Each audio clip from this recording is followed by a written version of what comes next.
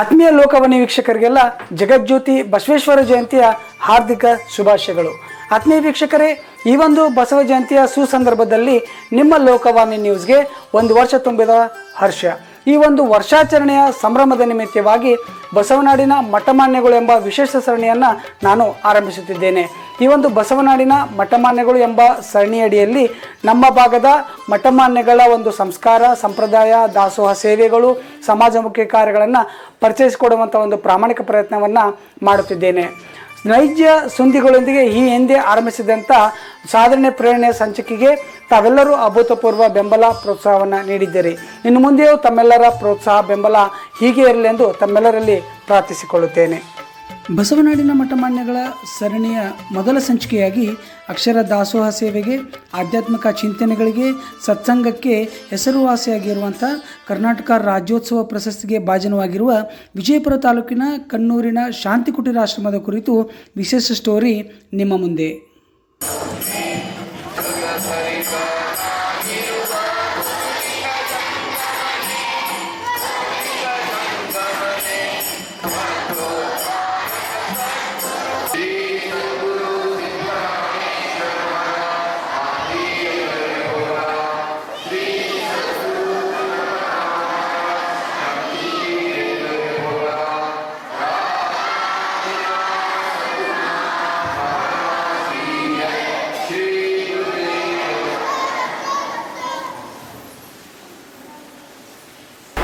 ಈ ಒಂದು ಕಣ್ಣೂರಿನ ಶಾಂತಿ ಕುಟೀರ ಆಶ್ರಮದ ಸಾಧಕರಂತ ಶ್ರೀ ಕೃಷ್ಣ ಗುರೂಜಿಯವರು ನಮ್ಮೊಂದಿಗಿದ್ದಾರೆ.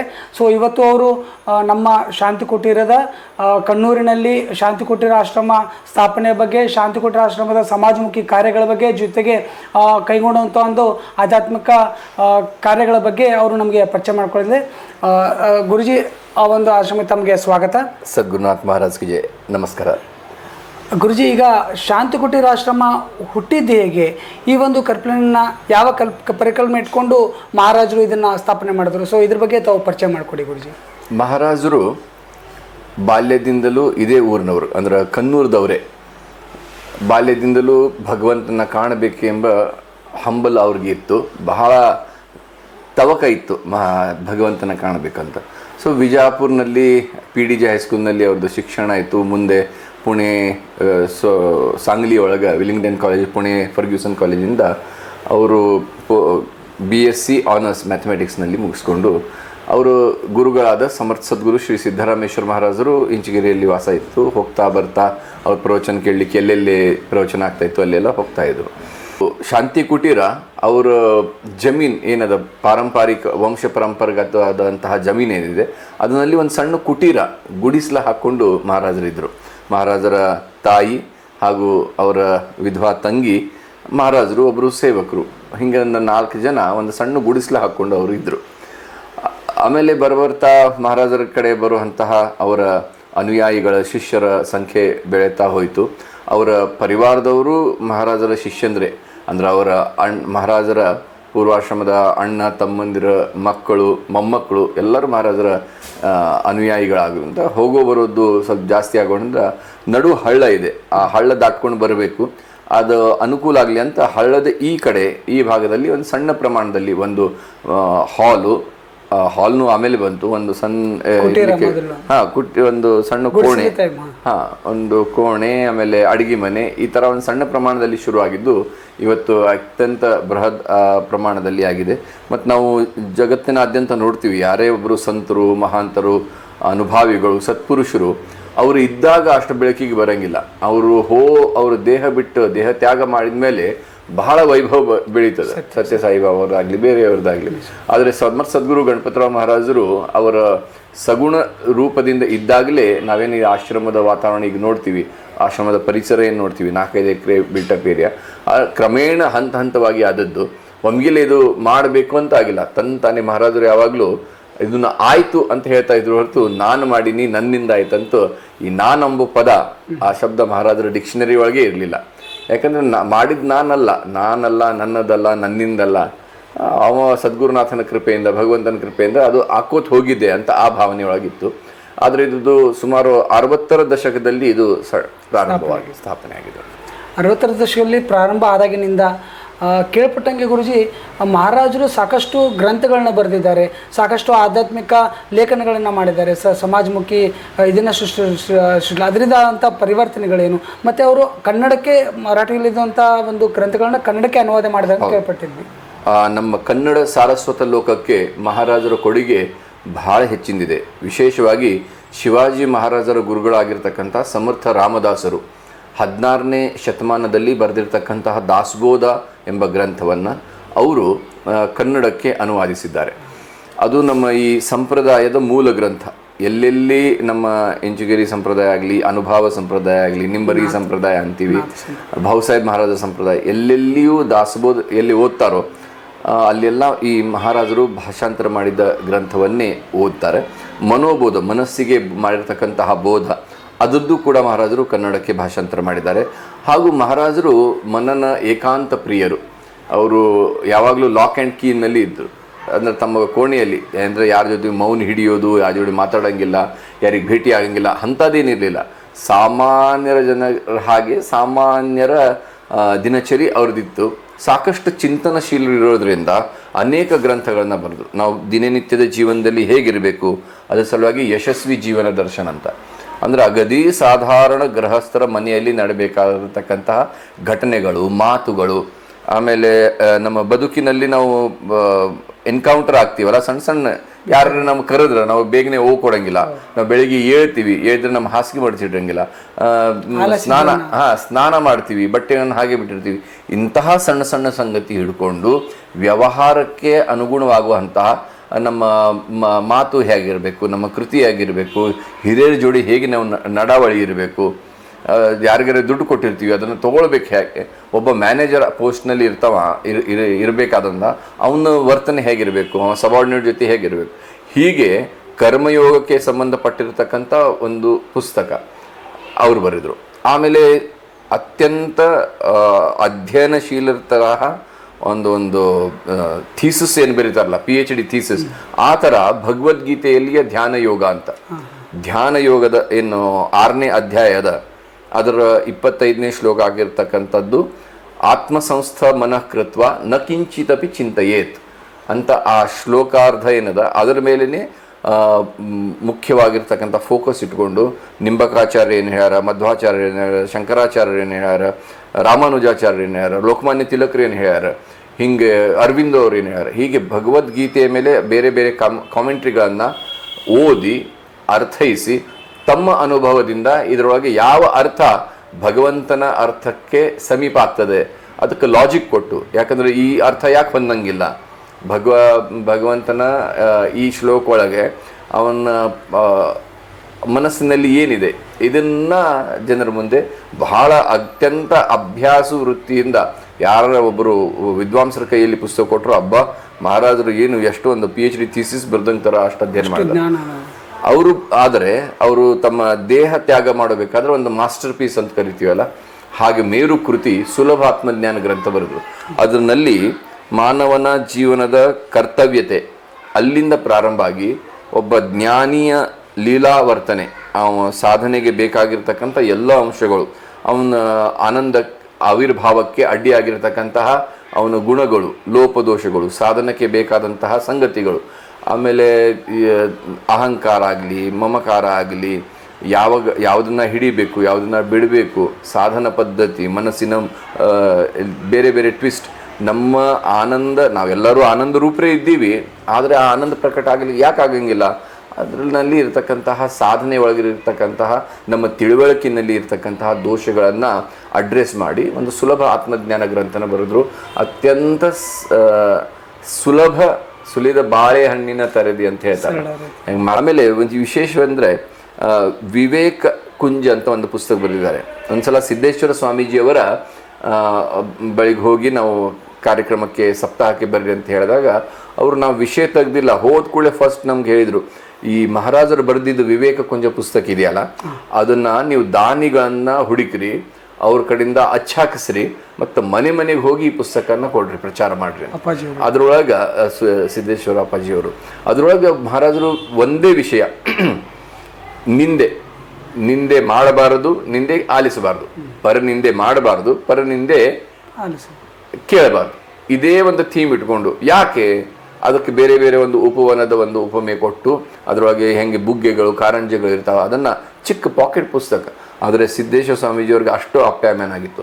ಹಾಗೆ ತಾವು ಬರೆದಿರ್ತಕ್ಕಂಥ ಅದೇ ರೀತಿಯಲ್ಲಿ ಭಾರತ ಪುನರುತ್ಥಾನ ಗ್ರಂಥಮಾಲೆ ಅಂತ 1993ರಲ್ಲಿ ಭಾರತೀಯ ಸುರಾಜ್ಯ ಸಂಸ್ಥೆ ಸ್ಥಾಪನೆ ಮಾಡಿ ಚಿಕ್ಕ ಚಿಕ್ಕ ಹೊತ್ತಿಗೆಗಳು, ಅಧ್ಯಾತ್ಮ ಮತ್ತು ಜನಸೇವಾ ಪ್ರಜ್ಞೆಯ ಜೋಡು, ಕರ್ನಾಟಕದಲ್ಲಿ ಆದರ್ಶ ಗ್ರಾಮ ನಿರ್ಮಾಣ, ಹೀಗೆ ಸಮಾಜಕ್ಕೆ ಬೇಕಾಗಿರ್ತಕ್ಕಂತಹ ಪುಸ್ತಕಗಳು. ಅದರೊಟ್ಟಿಗೆ ಅಧ್ಯಾತ್ಮದಲ್ಲಿ ಸುಮಾರು ಒಂದು ಅವರೇ ಬರೆದಿರ್ತಕ್ಕಂಥ 40ರಿಂದ 60 ಟೈಟಲ್ಸ್ಗಳಿವೆ. ಅಧ್ಯಾತ್ಮ ಭಂಡಾರ ಅಂತ ಗ್ರಂಥಮಾಲೆ, ಅದರ ವತಿಯಿಂದ ಆ ಪುಸ್ತಕಗಳು ಹೊರಬಂದಿವೆ. ಈಗ ನಾನು ಹೇಳ್ತಾ ಇರತಕ್ಕಂಥ ಸುಲಭ ಆತ್ಮಜ್ಞಾನ 9 ಭಾಷೆಗೆ ತರ್ಜುಮೆ ಆಗಿದೆ. ಮೂಲ ಕನ್ನಡ, ಮರಾಠಿ, ಹಿಂದಿ, ಗುಜರಾತಿ, ತೆಲುಗು, ತಮಿಳ್, ಸಂಸ್ಕೃತ ಆಗ್ತಾ ಇದೆ. ಹಾಗೂ ವಿದೇಶಿ ಭಾಷೆಯಾಗಿರ್ತಕ್ಕಂಥ ಇಂಗ್ಲೀಷ್, ಸ್ಪ್ಯಾನಿಷ್, ಜರ್ಮನ್ ಮತ್ತು ಫ್ರೆಂಚ್ ಭಾಷೆಯಲ್ಲಿ. ಅಂದರೆ ಮಹಾರಾಜರ ಈ ಸಾಹಿತ್ಯ ಲೋಕಕ್ಕೆ ಅಪಾರವಾದಂತಹ ಕೊಡುಗೆ ಇದೆ. ಅವರು ಆ ಕಾಲದಲ್ಲಿ ನಮ್ಮ ವಿಜಾಪುರ ಸೆಂಟ್ರಲ್ ಲೈಬ್ರರಿ ಒಳಗೆ ಎಲ್ಲ ಪುಸ್ತಕಗಳನ್ನ ಓದಿದ್ರಂತೆ. ಮತ್ತು ಅವ್ರ ಪರ್ಸನಲ್ ಲೈಬ್ರರಿ ಒಳಗೆ ಯಾವ ಭಾಷೆಯ ಪುಸ್ತಕ ಇಲ್ಲ ಅನ್ನೋದಿಲ್ಲ, ಯಾವ ವಿಷಯಕ್ಕೆ ಸಂಬಂಧಪಟ್ಟ. ಅವರು ಕೆಲವು ಟಿಪ್ಪಣಿಗಳನ್ನು ಮಾಡ್ಕೋತಾ ಇದ್ರು. ಅಂದ್ರೆ 100 ಪೇಜಸ್ ಇದ್ರೊಳಗೆ ಇವತ್ತೇನು ಓದ್ತೀನಿ, ಯಾವುದೇ ಒಂದು ವಿಷಯ ಚಲೋ ಅನಿಸಿದರೆ, ಒಳ್ಳೇದು ಅನಿಸಿದರೆ ಈ ಟಿಪ್ಪಣಿ ಮಾಡುವಂತಹ ಸ್ವಭಾವ ಇತ್ತು. ಅದರಲ್ಲಿ ನಾವು ಬ್ರಹ್ಮಸೂತ್ರಗಳ ಬಗ್ಗೆ ಓದ್ತೀವಿ, ಭಗವದ್ಗೀತೆ ಬಗ್ಗೆ ಇದೆ, ಉಪನಿಷತ್ತುಗಳ ಬಗ್ಗೆ ಇದೆ, ಸಂಸ್ಕೃತ ಭಾಷೆಯಲ್ಲಿ ಇದೆ, ಇಂಗ್ಲೀಷ್ ಭಾಷೆಯಲ್ಲಿ ಇದೆ, ಮರಾಠಿಯಲ್ಲಿ ಇದೆ, ಕನ್ನಡದಲ್ಲಿ ಇದೆ. ಹೀಗೆ ಮರಾಠಿ, ಕನ್ನಡ, ಹಿಂದಿ, ಇಂಗ್ಲೀಷ್, ಸಂಸ್ಕೃತ ಈ 5 ಭಾಷೆಯ ಪಾಂಡಿತ್ಯ ಅವರಿತ್ತು. ಅದರ ನೋಟ್ಸ್ ನಾವು ನೋಡ್ತಿರ್ತೀವಿ. ಅವು ಎಲ್ಲ ಅದ್ರ ಅಂದ್ರೆ ಏನೇ ಚಿಂತನೆ ಆಗಲಿ, ರಾತ್ರಿ ಯಾವುದೇ ಒಂದು ವಿಚಾರ ಬಂತ ಅಲ್ಲೇ ಹಾಸಿಗೆ ಮೇಲೇ, ಕ್ವಾಟ್ ಮೇಲೇ ಒಂದು ವಹಿ ಗಂಟು ಪೆನ್ನು ಯಾವಾಗಲೂ ಇರ್ತಿತ್ತು. ಅಂದರೆ ಮಹಾರಾಜರದು ಒಂದ್ಸಲ ಸ್ಫುರಿಸಿರ್ತಕ್ಕಂಥ ವಿಚಾರ ಇನ್ನೊಮ್ಮೆ ಸ್ಫುರಿಸಂಗಿಲ್ಲ ಅಂತ. ಹಿಂಗೆ ಯಾವಾಗಲೂ ಅಂತರ್ಮುಖಿಯಾಗಿ ಚಿಂತನೆ ಮನನಶೀಲಿದ್ರು. ಅದರ ಪರಿಣಾಮವಾಗಿಯೇ ಅವರ ಪ್ರವಚನಗಳು ಅನ್ನೋ ಸಾವಿರಾರು ಪತ್ರಗಳು, ಸಾವಿರಾರು ಪ್ರವಚನಗಳು, ಅದನ್ನೆಲ್ಲ ಯಾವಾಗಲೂ ಹಾಗಾಗಿ ಯಾವಾಗಲೂ ಅಂತರ್ಮುಖರಾಗಿ ಚಿಂತನಶೀಲ ಆಗಿದ್ರು ಅವರು. ಹೀಗಾಗಿ ಅನೇಕ ಪುಸ್ತಕಗಳನ್ನು ಅವರು ಬರೆಯುವಂಥದ್ದು. ಭಾಳ ಸಂತೋಷ ಗುರು. ಸಾರಸ್ವತ ಲೋಕಕ್ಕೆ ಮಹಾರಾಜರ ಕೊಡುಗೆ ಅಪಾರ ಇದೆ ಅನ್ಬೋದು ನಮ್ಮ ಭಾಗದಲ್ಲಿ ವಿಶೇಷವಾಗಿ. ಇನ್ನು ಶಾಂತಿ ಕುಟೀರ ಆಶ್ರಮದಿಂದ ಈ ಗ್ರಾಮಾಭ್ಯುದಯಕ್ಕೆ ಜೊತೆಗೆ ವಿಶೇಷವಾಗಿ ಈ ಏನು ಜನರನ್ನು ಶಿಕ್ಷಣವಂತರನ್ನಾಗಿ ಮಾಡೋ ನಿಟ್ಟಿನಲ್ಲಿ ಯಾವೆಲ್ಲ ಕೊಡುಗೆಗಳಾಗಿದೆ, ಸೊ ಅದ್ರ ಬಗ್ಗೆ ತಾವು ಪರಿಚಯ ಮಾಡ್ಕೊಳ್ಳಿ. ಖಂಡಿತ. ಇನ್ನೊಂದು ನಾನು ಹೇಳೋದು ಮರ್ತಿದ್ದೆ. ಶಾಂತಿ ಕುಟೀರ ಆಶ್ರಮದಿಂದ ಕಳೆದ 47 ವರ್ಷದಿಂದ, ಅಂದರೆ 78-79ರಿಂದ ಶಾಂತಿ ಕುಟೀರ ಸಂದೇಶ ಎಂಬ ತ್ರೈಮಾಸಿಕವೂ ಕೂಡ ಪ್ರಕಟವಾಗ್ತಾ ಇದೆ, ಕನ್ನಡ ಮತ್ತು ಮರಾಠಿಯಲ್ಲಿ. ಅದರಲ್ಲಿ ಹಿಂದಿ ಮತ್ತು ಇಂಗ್ಲೀಷ್ ಸೆಕ್ಷನ್ಸ್ ಅವ. ಅದೇ ರೀತಿ ಸುರಾಜ್ಯ ಪಥ ಎಂಬ ಪಾಕ್ಷಿಕ, ಈಗ ಅದು ಮಾಸಿಕ ಆಗಿದೆ. ಅದು ಅವ್ಯಾಹತ 1993ರಿಂದ ನಡೆದು ಬರ್ತಾ ಇದೆ. ಮಹಾರಾಜರು 1993ರಲ್ಲಿ ಗಾಂಧಿ ಜಯಂತಿಯ ದಿವಸ, ಅಂದರೆ ಅಕ್ಟೋಬರ್ 2ರಂದು ಭಾರತ ದೇಶದಲ್ಲಿ ನಡೆದಿರ್ತಕ್ಕಂಥ ಅತ್ಯಾಚಾರ, ಅನಾಚಾರ, ಭ್ರಷ್ಟಾಚಾರ, ಈ ಜನರ ಒಂದೇನು ಅಂದರೆ ಸ್ವಾತಂತ್ರ್ಯ ಸಿಕ್ತು, ನಮಗೆ ಸ್ವರಾಜ್ಯ ಸಿಕ್ತು, ಅದು ಸುರಾಜ್ಯ ಆಗಲಿಲ್ಲ. ಹೀಗಾಗಿ ಮಹಾರಾಜರು ಅದನ್ನು ಸುರಾಜ್ಯ ಆಗಲಿ, ರಾಮರಾಜ್ಯ ಆಗಲಿ, ಗ್ರಾಮ ಅಭಿವೃದ್ಧಿ ಆಗಲಿ, ಸರ್ವೋದಯದೇನು ಪರಿಕಲ್ಪನೆ ಇತ್ತು, ಆ ಥರದ್ದು ಬಯಸಿ ತಾವೊಂದು ಹೊಸ ಅಟ್ ದ ಏಜ್ ಆಫ್ 85 ಮನುಷ್ಯ 85ನೇ ವಯಸ್ಸಿಗೆ ರಿಟೈರ್ ಆಗಿರ್ತಾರೆ. ಆದರೂ ಏನು ಅವ್ರನ್ನ ಮತಿ ಇರಂಗಿಲ್ಲ, ಇಂದ್ರಿಯಗೂ ಶಿಥಿಲ ಆಗಿರ್ತಾರೆ. ಆದರೆ ಮಹಾರಾಜರು ರಿಟೈರ್ ಆಗಿನೂ ಕೂಡ ಸುಮ್ಮನೆ ಸ್ವಸ್ಥ ಕೂಡಲಾರದೆ ಸಮಾಜದ ಬಗ್ಗೆ ಇರ್ತಕ್ಕಂಥ ಅವ್ರ ಕಳಕಳಿಯನ್ನು ಕೇವಲ ಶಾಬ್ದಿಕವಾಗಿ ಅಲ್ಲ, ಕಾರ್ಯರೂಪಕ್ಕೆ ತಂದು ವಿಧಾಯಕ ಕಾರ್ಯ ಮಾಡಲು ಗ್ರಾಮಗಳನ್ನು ದತ್ತು ತೊಗೊಂಡ್ರು, ಶಾಲೆಗಳನ್ನು ದತ್ತು ತೊಗೊಂಡ್ರು, ಪಾನ ಪ್ರತಿಬಂಧ ಮಾಡಿದರು. ಇಲೆಕ್ಷನ್ಸ್ನಲ್ಲಿ, ಗ್ರಾಮ ಪಂಚಾಯತ್ ಇಲೆಕ್ಷನಲ್ಲಿ ನಿರ್ವಿರೋಧ ಆಯ್ಕೆಗಾಗಿ ಪ್ರಯತ್ನ ಮಾಡಿದರು. ಹೀಗೆ ಆಮೇಲೆ ತಾವು ಆಶ್ರಮದಲ್ಲಿ ಬೇರೆ ಯಾವ ಚಟುವಟಿಕೆಗಳಿಗೆ ಆಸ್ಪದ ಇಲ್ಲದೇ ಇದ್ರು, ಕೇವಲ ಅಧ್ಯಾತ್ಮಕ್ಕೆ, ಕೇವಲ ಪರಮಾರ್ಥಕ್ಕೆ ಮೀಸಲಾಗಿರ್ತಕ್ಕಂತಹ ಇದೊಂದು ಆದರ್ಶಪ್ರಾಯ ಆಶ್ರಮ ಆಗಬೇಕಂತ ಮಹಾರಾಜರದು. ಹೀಗಾಗಿ ಅವರು ಬೇರೆ ಯಾವುದಕ್ಕೂ ಸ್ಕೂಲು, ಕಾಲೇಜು, ಹಾಸ್ಪಿಟಲ್ ತೆಗಿಲಿಕ್ಕೆ ಹೋಗಿಲ್ಲ. ತೆಗಿಯೋರು ಹಂಗೆ ಆ ಕೆಲಸ ಮಾಡಲಿಕ್ಕೆ ಸಾಕಷ್ಟು ಜನ ಇದ್ದಾರೆ. ಆದರೆ ಒಬ್ಬ ಮನುಷ್ಯನಿಗೆ ಈ ಹೆಸರು ಸಜೆಸ್ಟ್ ಮಾಡ್ದಂಗೆ ಆಶ್ರಮದ್ದು ಶಾಂತಿ ಕುಟೀರ ಅಂದರೆ ಶಾಂತವಾಗಿರ್ಬೇಕಿಲ್ಲಿ. ಅಂದರೆ ಯಾರೇ ಬಂದರೂ ಅವ್ರ ಮನಸ್ಸಿಗೆ ಒಂದು ನೆಮ್ಮದಿ, ಯಾಕಂದರೆ ಅದೇ ಬಹಳ ಮುಖ್ಯ ಅದ. ಆ ಶಾಂತಿ ಸಿಗಲಿ ಅಂತ ಇಲ್ಲಿ ವಾತಾವರಣ ಅನುಕೂಲ ಮಾಡಿದ್ದಾರೆ. ಇಲ್ಲಿ ಭಜನೆಗಾಗಲಿ, ಇಲ್ಲಿಯ ಆಧ್ಯಾತ್ಮಿಕ ಆಲೋಚನೆಗಳಾಗಲಿ, ಆಧ್ಯಾತ್ಮಿಕ ಉತ್ಸವಗಳಾಗಲಿ, ಸಮಾರಂಭಗಳಾಗಲಿ, ಸಪ್ತಾಹಾದಿಗಳಾಗಲಿ, ಅದರದ್ದೆಲ್ಲ ಏನೋ ಒಂದು ರೀತಿಯಿಂದ ಜ್ಞಾನಯಜ್ಞ ನಡೆಸತಕ್ಕಂತಹ ಅವರು ನಡೆಸಿದ್ದಾರೆ. ಆಮೇಲೆ ಅಕ್ಕಪಕ್ಕದ ಹಳ್ಳಿಯೊಳಗಿನ ಜನರು ಇದರ ಲಾಭ ತಗೊಳ್ಳಿ ಅಂತ ಶಾಲೆಗಳನ್ನು ದತ್ತಕ್ಕೆ ತಗೊಂಡು ಮಕ್ಕಳನ್ನು ನೀತಿವಂತ, ಗುಣವಂತ, ಆರೋಗ್ಯವಂತ, ಬುದ್ಧಿವಂತ, ದೇಶಭಕ್ತರನ್ನಾಗಿ ಮಾಡುವ ಸಲುವಾಗಿ ಶಾಲೆಗಳನ್ನು ದತ್ತಕ್ಕೆ 11 ಸರ್ಕಾರಿ ಪ್ರಾಥಮಿಕ ಶಾಲೆಗಳನ್ನು ದತ್ತಕ್ಕೆ ಪಡೆದು 11. ಆಮೇಲೆ ಅಲ್ಲಿ ಹೋಗಿ ಶಾಲಾ ಕಾಂಪೌಂಡ್ ಕಟ್ಸೋದಾಗಲಿ, ಕುಡಿಯೋ ನೀರಿನ ವ್ಯವಸ್ಥೆ ಆಗಲಿ, ಶೌಚಾಲಯ ಆಗಲಿ, ಸುಣ್ಣ ಬಣ್ಣ ಆಗಲಿ, ಶಿಕ್ಷಕರಿಗೆ ತರಬೇತಿ ಆಗಲಿ, ಟೀಚರ್ಸ್ ಟ್ರೈನಿಂಗ್ ಪ್ರೋಗ್ರಾಮ್, ಮಕ್ಕಳಿಗೆ ಸೇವಾದಳ, ಈ ರೀತಿಯ ಅನೇಕ ಕಾರ್ಯಕ್ರಮ ಮಾಡಿದರು. ಇದರ ಲಾಭ ಪಡೆದು ಅನೇಕ ಜನ ಇವತ್ತು ಉನ್ನತ ಹುದ್ದೆಯಲ್ಲಿ ಇದ್ದಾರೆ.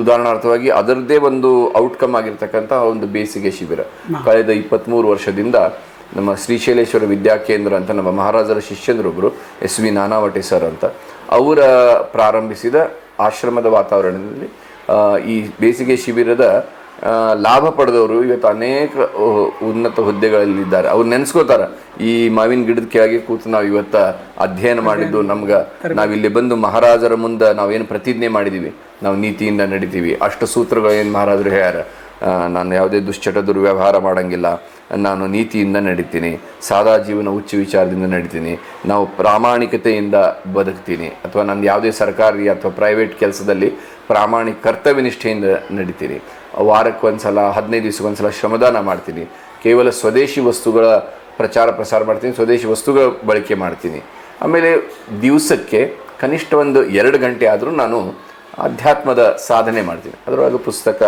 ಗ್ರಂಥಗಳ ವಾಚನ ಆಗ್ಬೋದು, ಧ್ಯಾನ ಆಗ್ಬೋದು, ಅಥವಾ ಭಜನೆ ಆಗ್ಬೋದು, ಕೀರ್ತನೆ, ಶಿಬಿರ. ಹೌದು.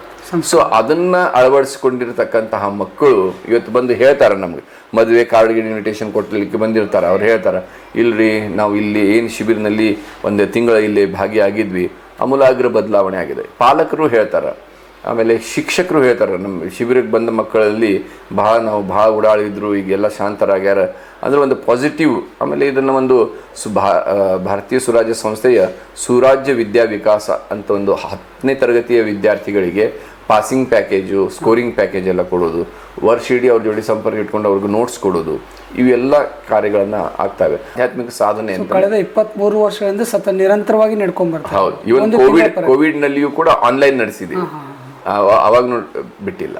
1 ತಿಂಗಳ ಪರ್ಯಂತ ಇದು ಸಾಗ್ತಾ ಇದೆ, ಪ್ರತಿ ವರ್ಷ 1 ತಿಂಗಳು. ನಾನು ಕೇಳ್ಪಟ್ಟಂಗೆ ಈ ಸುತ್ತಮುತ್ತ ಶಾಲೆಗಳಲ್ಲಿ ಶಿಕ್ಷಕರ ಕೊರತೆ ಆದರೆ ಶಿಕ್ಷಕರ ಕೊರತೆ ನಿಭಾಯಿಸುವಂತ ಕಾರ್ಯವನ್ನು ಕೂಡ ಮಾಡಿದೆ. ಹೌದು. ಇದು ಭಾರತೀಯ ಸುರಾಜ್ಯ ಸಂಸ್ಥೆಯ ಸುರಾಜ್ಯ ವಿದ್ಯಾ ವಿಕಾಸ ಇದೊಂದು ಸ್ಕೀಮ್ ಮಾಡಿಕೊಂಡು ಎಲ್ಲಿ ಯಾವ ಶಾಲೆಯಲ್ಲಿ ಶಿಕ್ಷಕರ ಕೊರತೆ ಅದ ಅಲ್ಲಿ ನಾವೇ ಅವ್ರಿಗೆ ಶಿಕ್ಷಕರನ್ನ ಸೊಂಡೂರಿನಿಂದ ಕರೆತಂದು ಅವ್ರಿಗೆ ಇರಲಿಕ್ಕೆ ವ್ಯವಸ್ಥೆ ಮಾಡಿ ಅವ್ರಿಗೆ ದಿನನಿತ್ಯ ಆ ಶಾಲೆಗೆ ಒಂದು ಮೋಟರ್ ಸೈಕಲ್ ಮೇಲೂ ಹಿಂಗೆ ಕಳಿಸಿ ಅವರು ಅಲ್ಲಿ ಶಿಕ್ಷಕರ ಕೊರತೆ ಇದ್ದ ಶಾಲೆಗೆ ಅದು ಕೇವಲ 3 ತಿಂಗಳ ಮಾಡಿದ್ವಿ. ಇನ್ನು ಮುಂದಿನ ವರ್ಷದಿಂದ ಫ್ರಮ್ ಜೂನ್ ಆನ್ವರ್ಡ್ಸ್ ಅಂದ್ರೆ ಪೂರ್ತಿ ವರ್ಷ ಹಾಗೆ ಕಳಿಸೋದು ಆ ಶಾಲೆ ಜೋಡಿ ಸಂಪರ್ಕ. ಅವ್ರಿಗೆ ಉಚಿತವಾಗಿ ತರಬೇತಿ ಕೊಟ್ಟು ಅವ್ರಿಗೆ ಇಲ್ಲಿ ಪ್ರಸಾದ ವ್ಯವಸ್ಥೆ ಎಲ್ಲ ಮಾಡಿ ಕಳಿಸುವಂಥದ್ದು. ಬಹಳ ಸಂತೋಷ ಗುರುಜಿ. ಈಗ ನಮ್ಮ ಶಾಂತಿ ಕುಟೀರ ಆಶ್ರಮದಲ್ಲಿ ವರ್ಷದಲ್ಲಿ ಆಗುವಂಥ ಆಧ್ಯಾತ್ಮಿಕ ಕಾರ್ಯಕ್ರಮಗಳು ವಿಶೇಷವಾಗಿ ಯಾವ್ಯಾವ ಕಾರ್ಯಕ್ರಮ ಮತ್ತು ಎಲ್ಲಿಂದ ಬರ್ತಾರೆ ಮತ್ತು ದಿಂಡಿ ಯಾತ್ರೆನೂ ಮಾಡ್ತಾರೆ ಅನ್ನುವಂಥದ್ದು. ಹೌದು.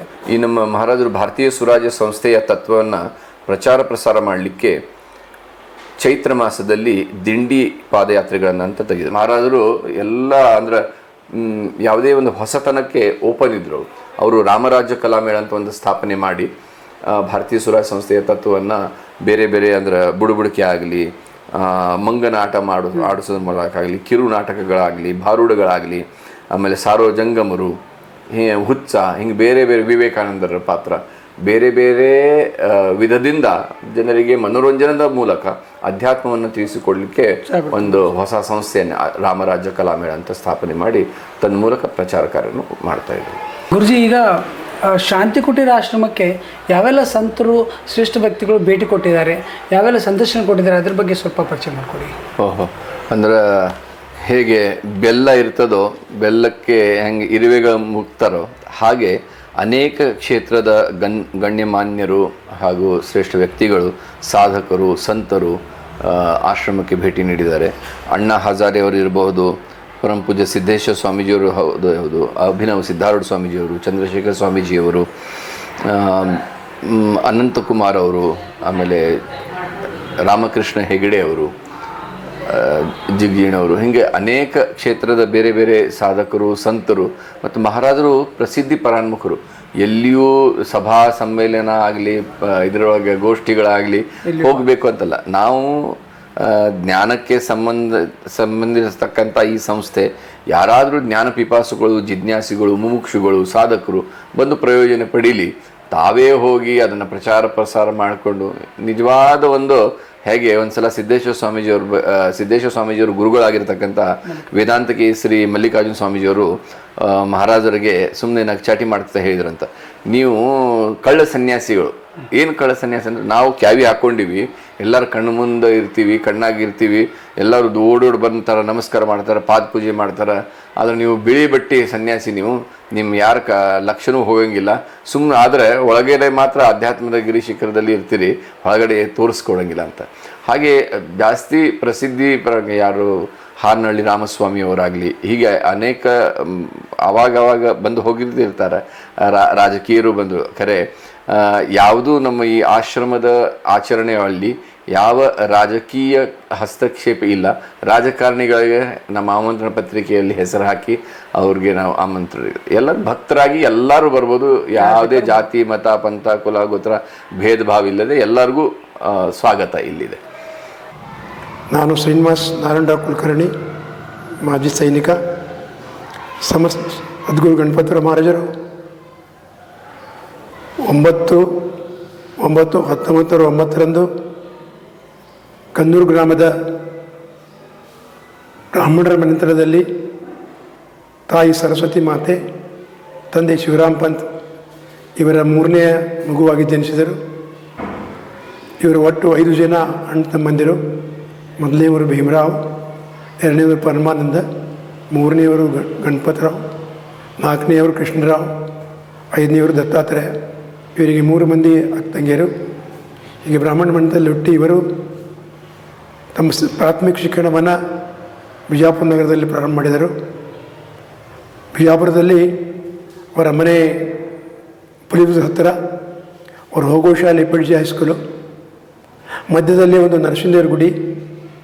ಅವರಿಗೆ ದೇವರು, ಸಂತರು ಬಾಲ್ಯದಲ್ಲಿ ಬಹಳ ಇಷ್ಟ ಇತ್ತು. ಹೀಗಾಗಿ ಅವರು ಶಾಲೆಗೆ ಹೋಗುವಾಗ ಮಧ್ಯದಲ್ಲಿ ಬರತಕ್ಕಂಥ ನರಸಿಂಹದೇವರ ಗುಡಿಯರಿಗೆ ಸುಮಾರು 108 ಪ್ರದಕ್ಷಿಣೆ ಹಾಕ್ತಾಯಿದ್ದರು. ಇದು ಅವರ ದಿನನಿತ್ಯದ ಶಾಲೆಯ ಪಾಠದೊಂದಿಗೆ ನಡೀತಾ ಇತ್ತು. ಅವರ ಮನೆ ಹತ್ತಿರ ಸಮರ್ಥ ಸದ್ಗುರು ಸಿದ್ದರಾಮೇಶ್ವರ ಮಹಾರಾಜರು ಆವಾಗ ಪ್ರವಚನ ಬರ್ತಾಯಿದ್ದರು. ಒಮ್ಮೆ ಇವರನ್ನು ಒಬ್ಬ ಅಜ್ಜಿ ಪ್ರವಚನ ನಡೆಯುವ ಕಾರ್ಯಕ್ರಮಕ್ಕೆ ಕರ್ಕೊಂಡು ಹೋದಾಗ ಆ ಗುರುಗಳು ಆ ಬಾಲಕನನ್ನು ಕಂಡರು. ಆ ಬಾಲಕನ ನಡೆ ನುಡಿ, ಅವನ ಸೌಮ್ಯ ಮುಖಚರ್ಯ, ಉತ್ಸಾಹವಾದಂಥ ಮುಖ ಎಲ್ಲ ಕಂಡು ಅವರು ಬಾಲಕನ ಬಗ್ಗೆ ವಿಚಾರಿಸಿ, ಆವಾಗ ಅವರಿಗೆ 12-13 ವರ್ಷ ವಯಸ್ಸಿನಲ್ಲಿಯೇ ಸಮರ್ಥ ಸದ್ಗುರು ಸಿದ್ದರಾಮೇಶ್ವರ ಮಹಾರಾಜರು ಅವರಿಗೆ ಗುರುಬೋಧವನ್ನು ನೀಡಿದರು. ಹೀಗೆ ಅವರ ಪ್ರಾಥಮಿಕ ಶಾಲೆ ನಡೀತಾ ಬಂದಾಗ ತಮ್ಮ ಪ್ರಾಥಮಿಕ ಶಾಲೆಯನ್ನು ಮುಗಿಸಿ ಅವರು ಮುಂದೆ ತಮ್ಮ ಉಚ್ಚ ಶಿಕ್ಷಣಕ್ಕಾಗಿ ಸಾಂಗ್ಲಿ, ಪುಣೆಯಲ್ಲಿ ತಮ್ಮ ಪ್ರಯಾಣ ಬೆಳೆಸಿ 1932ರಲ್ಲಿ BSc ಪದವಿಯನ್ನು ಪಡೆದರು. BSc ಪದವಿಯನ್ನು ಪಡೆದ ನಂತರ ಅವರಿಗೆ ಸಂಸಾರ ಮಾಡಬೇಕು ಎಂಬ ಚಿಂತೆ ಇರಲಿಲ್ಲ, ವಿಚಾರವೂ ಇರಲಿಲ್ಲ. ಅದಕ್ಕಾಗಿ ನೇರವಾಗಿ ಅವರು ಇಂಚಗೇರಿ ಗ್ರಾಮದಲ್ಲಿ ಬಂದು ಅಲ್ಲಿದ್ದಂಥ ಇಂಚಗೇರಿ ಮಠದಲ್ಲಿ ತಾವು ಸ್ಥಾಯಿಯಾಗಿದ್ದು ಅಲ್ಲಿ ತಮ್ಮ ಸಾಧನೆ ಮಾಡ್ತಾ ಇರುವಾಗ ಮಧ್ಯದಲ್ಲಿ ಗುರುಗಳ ಕಡೆ ಹೋಗ್ತಾಯಿದ್ರು. ಗುರುಗಳವರಿಗೆ ಮತ್ತೆ ಸೀತಿ ಮನೆಯಲ್ಲಿ ಹೋಗಿ ಸ್ವಲ್ಪ ದಿವಸ ಇದ್ದು ನಿಮ್ಮ ಸಾಧನೆ ಮಾಡಿಕೊಂಡು ಹೇಳಿದರು. ತದನಂತರ ಅವರು ಮತ್ತೆ ಮರಳಿ ಇಂಚಗೇರಿಗೆ ಬಂದು ಅಲ್ಲಿ ತಮ್ಮ ಮನೆ ಮಾಡಿಕೊಂಡು ವಾಸಸ್ಥಾನ ಮಾಡಿದರು. ಕೆಲವು ವರ್ಷ ಇರುವಾಗ ಅಲ್ಲಿ ಅವರಿಗೆ ಕೆಲವು ಅಡಚಣೆಗಳ ಬಂದ ಮುಖಾಂತರ ಅಲ್ಲಿಂದ ಅವರು ತಮ್ಮ ಜೊತೆಗಿದ್ದಂಥ ತಾಯಿ ತಂಗಿಯನ್ನು ಕರೆದುಕೊಂಡು ಕನ್ನೂರು ಗ್ರಾಮಕ್ಕೆ ಬಂದರು. ಕನ್ನೂರು ಗ್ರಾಮದಲ್ಲಿ ಅವರ ಮನೆತನದ ಒಂದು ಹೊಲ ಇದೆ. ಆ ಹೊಲಕ್ಕೆ ಬರಕ್ಕಿಂತ ಪೂರ್ವದಲ್ಲಿ ಅವರು ಕನ್ನೂರು ಗ್ರಾಮದಲ್ಲಿ ಒಂದೆರಡು ಬಾಡಿಗೆ ಮನೆಯಲ್ಲಿದ್ದು ತಮ್ಮ ಹೊಲಕ್ಕೆ ಬಂದು ಒಂದು ಗುಡಿಸಲಿನಲ್ಲಿ ವಾಸ ಮಾಡ್ತಾಯಿದ್ದರು. ಗುಡಿಸಲಲ್ಲಿ ವಾಸ ಮಾಡುವಾಗ ಅವ್ರ ಜೊತೆಗೆ ಅವ್ರ ತಾಯಿ ಸರಸ್ವತಿ ಮಾತಾ, ತಂಗಿ ಸುಭದ್ರ ಮಾತಾ ವಾಸ ಮಾಡ್ತಾಯಿದ್ರು. ಜೊತೆಗೆ ಒಂದು 3 ಮಂದಿ ಅವರಿಗೆ ಶಿಷ್ಯಂದರಿದ್ದರು, ಅವರು ಸೇವೆ ಮಾಡ್ತಾಯಿದ್ರು. ಅವಾಗ ಮಾಡುವಾಗ ಅವರಿಗೆ ಗುಡಿಸಲಿನ ವಾಸದಲ್ಲಿ ಅವರು ಸಮರ್ಥ ಸದ್ಗುರು ರಾಮದಾಸ್ ಬರೆದಂಥ ಮರಾಠಿ ದಾಸಬೋಧವನ್ನು ಹಾಗೂ ಮರಾಠಿ ಮನಃ ಶ್ಲೋಕವನ್ನು ಕನ್ನಡಕ್ಕೆ ಭಾಷಾಂತರಿಸಿ ಅದನ್ನು ಕನ್ನಡದ ಭಕ್ತಾದಿಗಳಿಗೆ ಸರಿಯಾಗಿ ಅರ್ಥ ಆಗಲಿ ಎಂಬ ಉದ್ದೇಶದಿಂದ ಅದನ್ನು ಪ್ರಯತ್ನ ಮಾಡಿ ಕನ್ನಡ ದಾಸು ರಚನೆ ಮಾಡಿದರು. ಅದಾದಮೇಲೆ ಮುಂದೆ 61 ಇಸ್ವಿಯಲ್ಲಿ ಈ ಮಧ್ಯದ ಹಳ್ಳವನ್ನು ದಾಟಿ ಹಳ್ಳ ದಂಡೆಗೆ ಒಂದು ಸಣ್ಣ ರೂಮ್ ನಿರ್ಮಿಸಿದರು. ಆ ರೂಮಿನಲ್ಲೇ ಕನ್ನೂರಿನ ಅನೇಕ ಭಕ್ತಾದಿಗಳು ನಡ್ಕೊಂಡು ಬರ್ತಾಯಿದ್ದರು. ಆ ಸಮಯದಲ್ಲಿ ಅವರಿಗೆ ಈ ತೋಟದ ಕೃಷಿಯ ಬಗ್ಗೆ ವಿಚಾರ ಬಂದಾಗ ಮೊಟ್ಟ ಮೊದಲು ಊರಿಗೆ ಕಬ್ಬು ಬೆಳೆ ಅಂತಂದರು, ನೆಲ್ಲು ಬೆಳೆ ಅಂತಂದರು. ನೀರಿನ ವ್ಯವಸ್ಥೆಗಾಗಿ ಬಾಯಿ ತೋಡಿಸಿದರು. ತದನಂತರ ಅನೇಕ ವಿಚಾರಧಾರೆಗಳಿಂದ ಕಬ್ಬು ಬೆಳೀತಾ ಬಂದಂತೆ ಈ ಕಬ್ಬಿನ ಗಾಣವನ್ನು ಮಾಡಿ ಬೆಲ್ಲವನ್ನು ತಯಾರಿಸುವಂಥ ಯೋಚನೆ ಮೊದಲಿಗೆ ಕನ್ನೂರಿಗೆ ತಂದವರು ಅವರು. ಈ ನೀರಿನ ವ್ಯವಸ್ಥೆಗಾಗಿ ಆ ಕಾಲದಲ್ಲಿ ಕಟರ್ ಎಂಬುವಂಥ ಮಷಿನ್ ಬಂದಿತ್ತು. ಆ ಕಟರ್ ಮನುಷ್ಯನಿಂದ ಅನೇಕ ಕಡೆಗೆ ನೀರಿನ ವ್ಯವಸ್ಥೆ ಮಾಡಿಸಿದರು. ಅದೇ ತಾನೇ ಪ್ರಗತಿಪಡಿಸಿದಂಥ ರೈತರ ರಾಶಿಗಾಗಿ ಕೆಲವು ಮಷಿನ್ಗಳು ಒಯ್ದು ಆ ಮಷಿನನ್ನು ಕೂಡ ಅವರು ಪ್ರಥಮವಾಗಿ ಕನ್ನೂರಿಗೆ ತಂದು ಇದು ಕೃಷಿಗಾಗಿ ಮಾಡಿದ ಕಾರ್ಯ. ಅವರು ಏನು ತಮ್ಮ ಅಧ್ಯಾತ್ಮದಲ್ಲಿ ಮುಖ್ಯವಾಗಿ ಇಟ್ಟುಕೊಂಡ ಧ್ಯೇಯ, ಆಧ್ಯಾತ್ಮ ವಿಚಾರದಲ್ಲಿ ಅವರ ಶಿಷ್ಯರು ನಾನು ಹೇಳಿದ ಬೋಧವನ್ನು, ನಾನು ಪರಮಾತ್ಮನ ಸ್ವರೂಪ ಇದ್ದೇನೆ, ನಾನು ಆನಂದ ಸ್ವರೂಪ ಇದ್ದೇನೆ, ನಾನು ಕಂಡಿದ್ದೇನೆ, ಆ ಕಂಡಂಥ ಆನಂದ ಸ್ವರೂಪವನ್ನು ನನ್ನೆಲ್ಲ ಶಿಷ್ಯರು ಕಾಣಲಿ ಅಂತ ಅವರು ಒಂದು ದೊಡ್ಡ ಸಂಕಲ್ಪ ಮಾಡಿದರು. ಹುಬ್ಬಳ್ಳಿಯಲ್ಲಿ ಸಭೆ ಕರೆದು ಅವರ ಅಭಿಪ್ರಾಯ ಸಾಧಿಸಿ ಅವರ ಚಿಂತನೆಯಂತೆ ಅವರು ಒಂದು ಸಂಸ್ಥೆಗಾಗಿ ಕರೆ ಕೊಟ್ಟರು. ಅದುವೇ ಭಾರತೀಯ ಸ್ವರಾಜ್ಯ ಸಂಸ್ಥೆ. ಗುರುಗಳು 1993ರಲ್ಲಿ ದಿಂಡಿ ಪಾದಯಾತ್ರೆ ಪ್ರಾರಂಭ ಮಾಡಿದರು. ಈ ದಿಂಡಿ ಪಾದಯಾತ್ರೆಯಲ್ಲಿ ಸಮರ್ಥರು 4 ಸಂದೇಶಗಳನ್ನು ಜನರೊಟ್ಟಿಗೆ ಹಂಚಿಕೊಳ್ಳುವಂತೆ ಶಿಷ್ಯಂದರಿಗೆ ಆದೇಶ ನೀಡಿದರು. ನೀತಿ, ಭಕ್ತಿ, ಆದರ್ಶ ಗ್ರಾಮ, ಸ್ವದೇಶಿ ವಿಚಾರ, ಈ 4 ವಿಚಾರಧಾರೆಗಳನ್ನು ತಮ್ಮ ಸದ್ಭಕ್ತರಾದಂಥ ಅಜ್ನಾಳ ಗ್ರಾಮದ ತಾಲೂಕು ಇಂಡಿ, ಜಿಲ್ಲಾ ವಿಜಾಪುರ ಈ ಗ್ರಾಮದ ಸದ್ಭಕ್ತರನ್ನು ನಿಯೋಜಿಸಿ ಪಾದಯಾತ್ರೆಯ ಮೂಲಕ 15 ದಿವಸ ದಿಂಡಿ ಮಾಡಲು ಅವರಿಗೆ ಸಂದೇಶ ನೀಡಿದರು. ಆ ತೆರನಾಗಿ ಸಂಸ್ಥೆ ಸ್ಥಾಪಿಸಿದ ನಂತರ ದಿಂಡಿ ಯಾತ್ರೆಗಳು ಪ್ರಾರಂಭವಾದವು.